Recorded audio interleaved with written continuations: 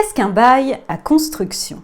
D'après l'article L251-1 du Code de la construction et de l'habitation, c'est un contrat dans lequel le locataire s'oblige principalement à construire sur le terrain appartenant au bailleur et d'entretenir ses constructions jusqu'à la fin du bail.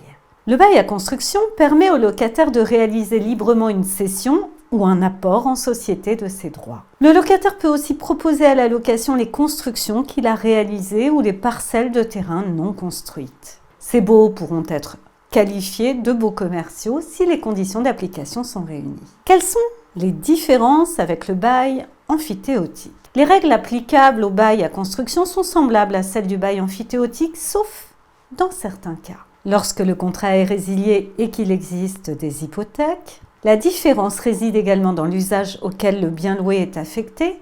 Dans le bail emphytéotique, le locataire dispose d'un droit d'usage étendu, alors que dans le bail à construction, l'activité du locataire peut être restreinte par la volonté des parties. Par ailleurs, dans un bail à construction, le locataire s'engage à construire sur le terrain.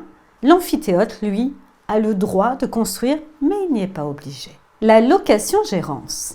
Dans un contrat de location-gérance, le propriétaire ou l'exploitant d'un fonds de commerce ou d'un établissement artisanal le propose en location à un gérant qui va exploiter ce fonds en assumant seul les conséquences de cette exploitation. N'oublie pas de t'abonner à notre chaîne pour ne manquer aucune de nos prochaines vidéos. Et surtout, pense à liker si le contenu te plaît. En contrepartie de cette location, le gérant du fonds doit payer une redevance. Ce sont les dispositions des articles L144-1 et les suivants du Code de commerce qui encadrent ce type de contrat. Quelles sont les différences avec le bail commercial? L'objet de la location-gérance est le fonds de commerce dans sa globalité, contrairement au bail commercial qui porte sur les murs. Dans le cadre d'un bail commercial, le locataire n'a en principe pas le droit de sous-louer, à moins qu'une clause du contrat ou le bailleur ne l'y autorise. C'est ce que prévoit notamment l'article L145-31 du Code de commerce. Certains locataires essayent d'ailleurs de camoufler cette sous-location via un contrat de location-gérance pour contourner ce principe, ce qui donne lieu à de la jurisprudence sur ce type de dissimulation.